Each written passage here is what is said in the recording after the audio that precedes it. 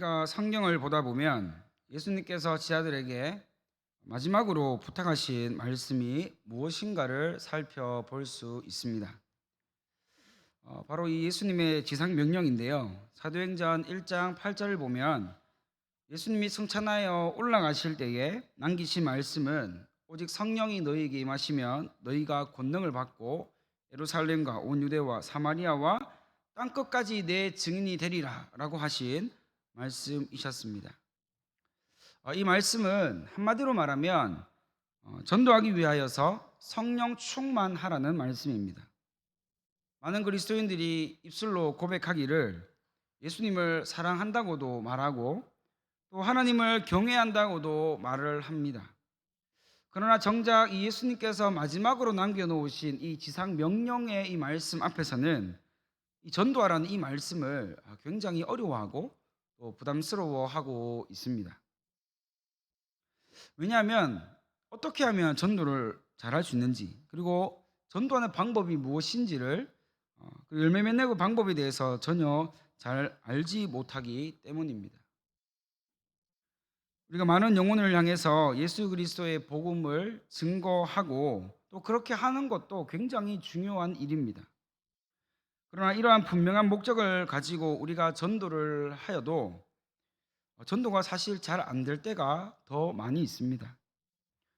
우리 주변에 전도를 잘하는 사람의 그 특징을 살펴보면 저 사람은 저래서 전도를 잘 하는구나 라고 하는 그런 특징들이 다 있고 그만한 이유가 다 있습니다. 특별히 우리 교회에서 지금 하고 있는 이 전도와 그리고 양육에 대한 이 프로그램들이 우리가 이 예수님을 믿으면서 말씀하신 이 지상 명령, 땅끝까지 이르러 내 증인이 되라 하신 이 전도하는 일을 우리가 얼마나 잘 할 수 있고 어떻게 열매를 맺을 수 있는가에 대해서 정말로 잘 가르쳐주고 그리고 잘 알려주고 있는 내용들입니다. 분명 우리가 믿음으로 씨를 뿌리면 그 뿌린 씨앗이 열매가 되어서 거두게 하시는 분은 바로 우리 하나님께서 하십니다. 그러나 우리가 이 씨를 뿌릴 때에 우리 마음대로 막무가내로 뿌려서는 안 됩니다. 하나님 주시는 지혜로 그리고 말씀하시는 그 방법대로 이 씨앗들을 정말로 효과적으로 잘 뿌려야 하는 것이죠. 이렇게 우리가 말씀대로 순종하여서 그렇게 씨앗을 뿌리고 전도를 하게 되면 이 전도가 우리에게 부담이 아니라 이것이 우리에게 어려움이 아니라 우리가 이것이 우리의 기쁨이 되어지고 또 즐거움으로 또 하나님의 뜻에 참여할 수 있는 귀한 우리의 모습들이 되어질 것입니다. 오늘 말씀의 배경은 빌립보서 4장의 말씀입니다. 이 4장의 배경은 그렇게 좋지 못한 상황이었던 것으로 추측이 됩니다. 무엇이 문제였고 또 무엇 때문에 이런 어려운 일들이 일어났는가에 대해서 성경은 우리에게 구체적으로 알려주고 있지 않기 때문에 그 방법을 우리가 잘 알 수는 없지만 분명한 것은 지금 이 교회가 지금 상당한 어려움에 처해 있다는 것들을 알 수가 있습니다. 그 원인에 대해서 우리가 살펴보면 먼저 2절에 보면 두 명의 등장인물이 나타나 있습니다. 유오디아와 순두게라라 하고 있는 이 인물이 등장하는데 이들은 여인들이었습니다. 그런데 이 두 명의 여인들로 시작된 다툼, 이 두 명의 여인들로 시작된 그 싸움들이 교회에 상당한 걸림돌이 되어 버리고만 그런 어려움이 있었던 것으로 알 수 있습니다. 그래서 이 두 여인으로 시작된 다툼, 싸움, 시기, 미워함, 이러한 부정적인 것들을 바울은 알고 있었기 때문에 이오디아와 그리고 이 순두개를 향해서 다투지 말라고 그렇게 당부하고 있는 내용들로 시작이 됩니다.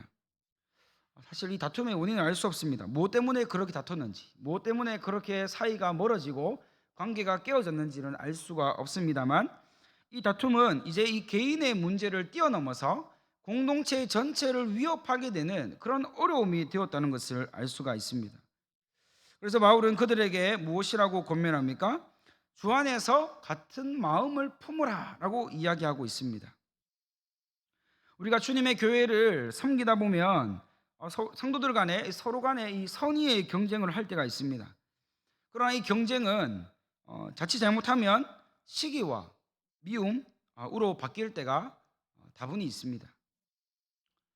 그렇게 우리가 이 선의 경쟁을 통해서 하나님의 기쁨을 위해서 달려가는 이 일이 결국에는 서로에게 상처가 되고 아픔이 되어져서 성도 간에 그 작은 틈이 벌어지게 되면 그 작은 틈으로 우리가 생각하지 못한 어려움들이 공동체 전체를 위협하게 된다는 것들을 이 바울은 이미 알고 있었습니다. 결국 우리가 그 작은 틈이 벌어지면 결국 우리가 우리의 마음을 지킬 수가 없게 되는 것이죠. 작은 미움이 점점 커지게 됩니다. 시기하고 미워하는 마음이 점점 우리에게 증오가 되기도 하고 또 그것들을 용납하지 못하는, 그래서 우리 마음이 아주 좁아지는 그러한 경우도 발생하게 됩니다. 그러한 이러한 이제 해결책으로 바울은 주 안에서 마음을 같이 하라, 품으라라고 이야기하고 있는데, 여기서 주 안에서 같은 마음을 품는 것, 이것을 헬라어로 보면 이제 이렇게 번역을 할 수 있습니다. 서로 동의하라, 동의하라. 그러나 이 번역은 그렇게 좋지 못한 번역입니다. 우리나라 말로 바꾸다 보니까 억지로 이제 어거지로 번역해 놓은 것이 동의하다, 서로 마음을 같이 하다, 뭐 이런 의미로 되어 있는데, 이 말을 조금 더 이제 풀이하다 보면 어떻게 되냐면, 같은 마음으로 동의하여 같은 마음을 가지고 어떤 일을 함께 이루어가는 것이라고 우리는 해석을 할 수가 있는 것이죠. 바울은 성도들이 마땅히 이러한 태도로 서로 교제하고 서로 사랑하고 또 서로를 위해서 우리의 시간과 우리 물질과 우리의 마음을 할애하고 또 쏟아야 한다고 가르치고 있는 것입니다. 내가 이 일을 위해서 내가 요만큼만 나의 것들을 내어놓을래, 그게 아니라 이 일을 위해서 나의 전부를 내어놓을 수 있는 그러한 여유로운 마음, 넉넉한 마음으로, 한나의 마음으로 하나님의 일을 이루어가는 것이 필요하다라는 것을 바울은 강조하고 있는 것이죠. 주님을 위한 열심과 열정이 있는 것은 좋은데, 하나님께서 맺어주신 이 동력자들의 마음을 다치게 하거나 또 상하게 하고 또 그 사람의 열심과 열정을 나의 시기와 나의 미움과 나의 하나 되지 못한 마음 때문에 꺾어버린다면 나의 열심이 무엇이 소용이 있으며 나의 열정이 하나님께 무슨 필요가 있겠습니까? 하나님의 교회를 섬길 때 우리는 특별히 동력하는 사람들의 마음이 다치지 않고 또 상처 입지 않도록 우리는 각별히 신경을 써야 합니다. 만약 교회가 이렇게 서로를 향해 같은 마음, 같은 생각, 같은 뜻을 품고 하나님의 일을 이루어가게 된다면, 그 일에 우리가 한 마음이 되어서 열심을 품게 된다면 그 교회가 바로 건강한 교회요, 그 교회가 바로 하나님께서 기뻐하시고 감사와 행복한 그러한 은혜가 넘치는 교회가 되는 것입니다.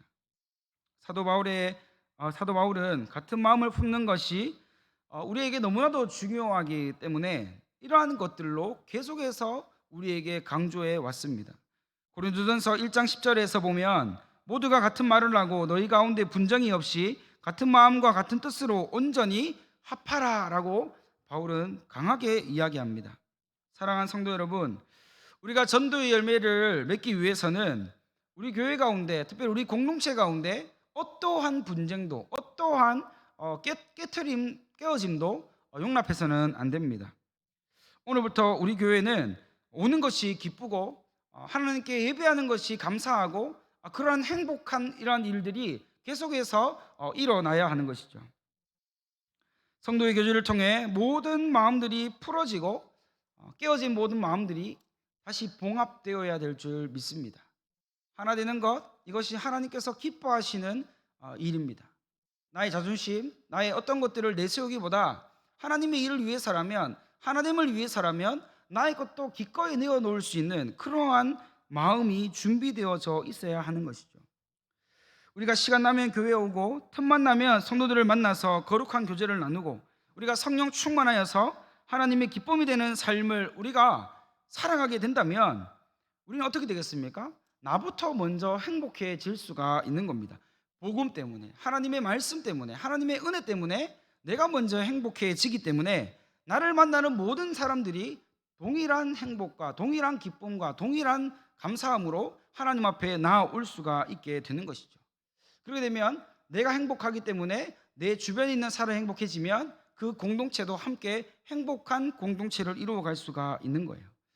그래서 우리 교회 안에 들어온 모든 사람들이 말씀으로 하나 되고 복음으로 하나 되고 전도의 열매를 무럭무럭 맺어가게 되면 교회 안에서 웃음소리가 들리고 교회 안에서 기쁨의 소식이 들려오면 교회 밖에 있는 사람들이 교회에 대해서 관심을 가지게 되지 않겠습니까? 저 교회 가면 뭔가 특별한 것이 있구나라고 그렇게 마음을 연다는 것입니다. 이를 위해 마태복음 5장 16절의 말씀을 우리는 기억해야 됩니다. 이같이 너희 빛이 사람 앞에 비치게 하여 그들로 너희 착한 행실을 보고 하늘에 계신 너희 아버지께 영광을 돌리게 하라고 하시는 이 말씀입니다. 누가 보더라도 행복한 사람, 누가 보더라도 궁금한 사람, 누가 보더라도 기쁨이 넘치고 만나기만 하면 나도 모르게 덩달아 기분이 좋아지는 그런 사람이 되어야 하는 것입니다. 이것은 바로 교회에서 우리가 서로 하나 되고 한 마음, 한 뜻, 한 생각으로 연합을 이룰 때 가능한 것입니다. 이러한 이야기들이 듣기에는 좋아 보이고 들리기에는 아름답게 들릴지 모르지만 이를 위해서 우리는 더욱더 헌신해야 되고 이를 위해 우리의 모든 것들을 하나님 앞에 가지고 나아가서 믿음으로 깨트려야 합니다. 그래야 우리가 이러한 사람이 되어질 수 있는 것이죠. 이것은 바로 교회에서 우리가 서로 하나 되고 한 마음 한 뜻 한 생각으로 연합을 이룰 때에 가능한 것입니다. 이 표준 성경 세번역 성경의 갈라디아서 6장 1절을 보면 이렇게 번역해 놓았습니다. 교우 여러분, 어떤 사람이 어떤 죄에 빠진 일이 드러나면 성령의 지도를 받아 사는 여러분은 온유한 마음으로 그런 사람을 바로 잡아주고 라고 말씀하고 있습니다.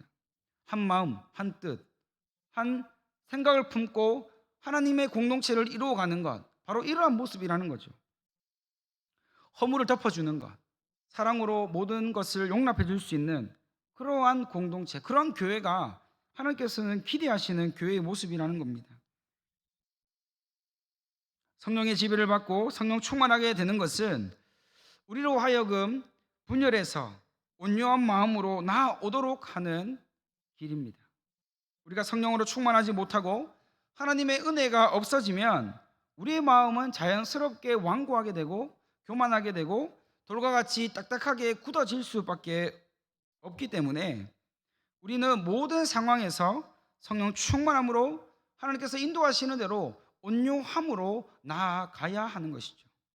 곧바로 바울은 이어서 그렇게 분열 없이 진정으로 하나 되고 연합되었을 때에 계속해서 전도의 열매를 맺기 위한 탁월한 방법 3가지를 우리에게 알려주고 있습니다. 그 첫 번째 방법은 주 안에서 항상 기뻐하라. 내가 다시 말하노니 기뻐하라는 것입니다. 기뻐하는 것이 전도의 열매를 맺는 길입니다. 내가 기뻐하는 것, 그것이 복음과 무슨 상관이 있는가라고 생각할 수 있지만 복음 때문에 우리가 기뻐하게 되어지면 그 기뻐함이 복음을 여는 그런 문이 된다는 것입니다. 기뻐하고 즐거워하는 것과 전도가 무슨 상관이 있느냐, 그렇게 생각하지 마십시오. 이 기뻐하는 것, 우리 자의적으로 기뻐하는 것이 아닙니다. 기뻐하는 것은 우리 머리에서부터 시작되는 것이 아니라 우리 영혼에서부터 시작되는 것이기 때문에 우리 영혼을 향해서 우리가 믿음으로 선포하고 기뻐하기를 소망하고 기뻐하기를 선택하고 그렇게 살아가는 것, 이것은 우리의 힘으로는 도저히 될 수 없는 일입니다. 사실 이 기뻐하는 것은요, 이 복음의 핵심입니다. 우리가 전해야 될 복음의 핵심입니다. 그 핵심을 우리가 먼저 실천하고 먼저 우리의 삶 가운데 옮겨와서 살아가는 것, 이것이 중요하다는 것이죠. 우리가 어떤 물건을 팔 때에 그 물건에 대한 효능과 그 물건에 대한 탁월함을 우리가 먼저 몸속 체험하고 경험하게 되면 그것을 다른 사람들에게 전하여 줄 때 우리는 더 현장감 있게 더욱 탁월하게 그것들을 알릴 수 있고 전할 수가 있는 것이죠. 그만큼 이 기뻐하는 것은 우리 믿는 자들에게 정말로 경험되어야 될 길이라는 것을, 그리고 그 일이라는 것을 우리는 인정을 해야 합니다. 그래서 바울이 불화를 멈추고 분열을 멈추고 또 하나 되지 못한 모든 것들을 그만두라고 말하면서 첫 번째로 우리에게 말하고 있는 것이 기뻐하라는 것입니다. 기뻐하라고 말하는데 언제 기뻐하라고 말합니까? 말하기를 이렇게 말합니다. 항상 기뻐하라고 말씀하고 있습니다. 항상 기뻐하라. 시도 때도 없이 항상 기뻐하라는 것이죠. 나의 상황과 나의 환경과 그런 것과는 상관없이 그런 것에 지배받지 않고 내가 기뻐하기로 선택하고 그 기쁨을 나타내 보이라는 겁니다. 슬픔이 있고 아픔이 있고 고난과 절망의 순간에도 기쁨을 잃어버리지 말라고 바울은 그렇게 우리에게 말씀하고 있습니다. 이러한 기쁨에 대해서 바울은 단서를 하나 달고 있습니다. 바로 주 안에서입니다. 주 안에서. 우리가 항상 기뻐할 수 있는 거 나의 힘으로 되지 않는다고 말씀드렸습니다. 주 안에서 주님과 함께 할 때에 주님의 능력으로 주님의 은혜로 우리는 기뻐하는 삶을 살아갈 수가 있는 것이죠. 누구 보아도 기뻐할 수 없는 그런 상황 가운데 우리의 입술에서 미소가 떠나지 않고 우리 얼굴에서 그 웃음이 떠나지 않고 즐거운 마음이 빼앗기지 않는 것, 그것은 우리의 힘으로는 되지 않습니다. 오직 성령의 충만할 때, 하나님의 은혜가 가득할 때 우리는 그 기쁨을 나타내며 살아갈 수가 있다는 것이죠. 여기서 주 안에서라는 말은 예수님이 요한복음 7장 38절의 말씀과 같이 그 배에서 생수가 흘러나오는 것을 의미하고 있습니다. 그 배, 우리의 영혼, 우리의 믿음에서 끊임없이 솟아나오는 기쁨, 누가 멈출 수 없는 그 기쁨이 하나님의 은혜로 말미암아 우리의 삶 가운데 풍성하게 부어지는 것, 그것을 의미하고 있는 것이죠. 이 기쁨은 나도 모르게 저절로 기쁨이 흘러나오는 것을 의미합니다. 나도 모르게 저절로 웃어지고 나도 모르게 저절로 마음이 뭔가 붕 뜬 그러한 기쁨으로 나아온다는 것이죠. 원인을 알 수 없는 그 즐거움에 휩싸이는 것, 이것이 바로 우리 배에서 생수의 강이 흘러나오는 것, 이것을 말씀하고 있습니다. 사실 우리가 주님 안에 있다는 것, 사실 그 하나만으로도 우리는 기뻐할 수 있어야 됩니다. 세상 속에서 어려움을 만났지만, 고통이 있지만 주님 안에 있기 때문에, 주님이 나와 함께 하시기 때문에 그 기쁨이 우리를 휩싸고 우리를 인도해 가는 것, 그것을 우리는 경험할 수가 있어야 한다고 바울은 말씀하고 있습니다. 만약 바울이 말한 대로 우리가 이러한 기쁨에 중독되어 있다면 우리 믿는 자들은 전부 얼굴이 해같이 밝게 빛나게 될 겁니다. 누가 보아도 기분이 좋아지는 그런 얼굴이 될 거란 말이죠. 그러면 우스갯소리로 우리 인동교회 주변에 피부과와 성형외과는 다 문을 닫아야 될지도 모릅니다. 왜냐하면 예수 그리스도로 인하여서 주어진 기쁨이 우리 성도 모두의 삶을 지배하고 다스리기 때문에 우리는 늘 웃을 수밖에 없고 늘 감사할 수밖에 없고 늘 긍정적인 믿음의 그런 아름다운 것들이 우리 얼굴을 향해서 우리 얼굴에서 표가 나기 때문입니다. 두 번째는 너희 간용을 모든 사람에게 알게 하라고 말씀하고 있습니다. 이렇게 바울은 점진적으로 우리가 이 전도하여서 열매 맺는 그 방법에 대해서 설명하고 있는 것 같습니다. 여기서 말하는 관용은 예수님을 알지 못하는, 그러니까 교회 밖에 있는 사람들을 향하여서 우리의 안에 있는 하나님께서 선하게 하시는 그 선한 것을 통하여서 우리의 삶이 실천적으로 그리고 눈에 보이는 그런 행함으로 나타나야 한다고 말씀하고 있는 것이죠.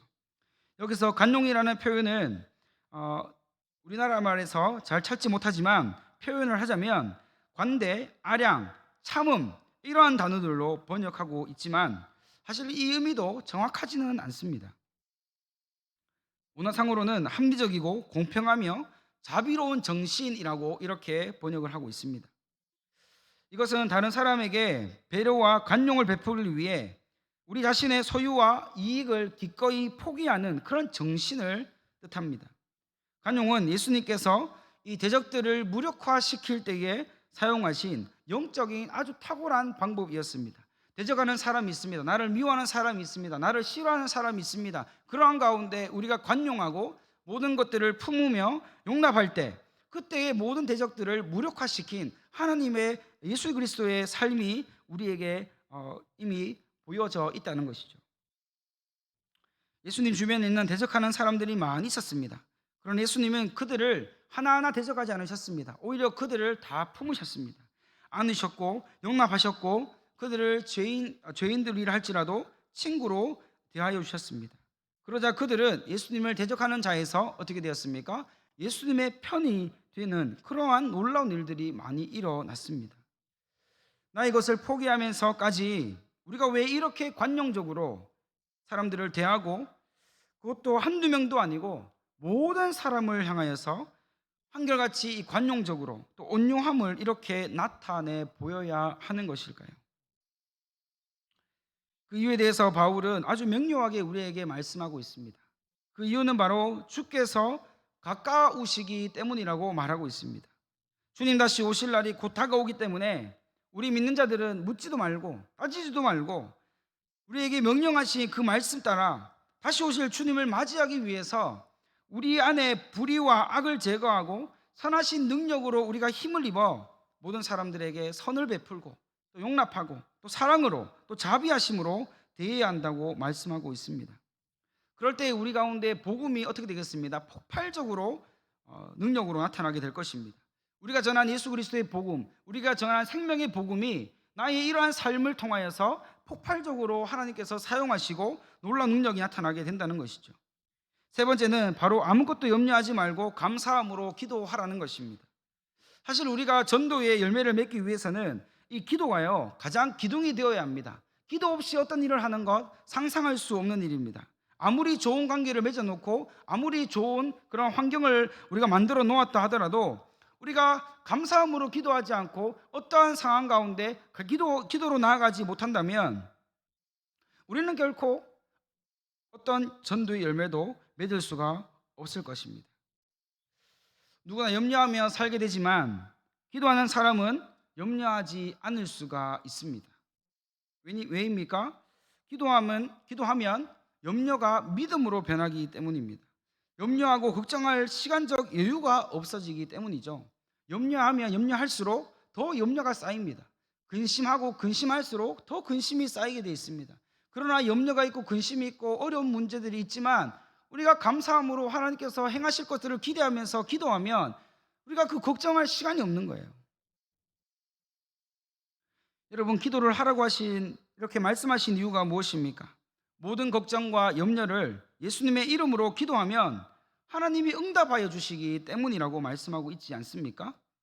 혹 우리가 너무나 많은 염려를 하고 있지 않습니까? 혹 내가 너무 많은 걱정을 안고 살아가고 있지는 않습니까? 기도하면 되는데 기도할 시간이 없다고 말하고 있지는 않습니까?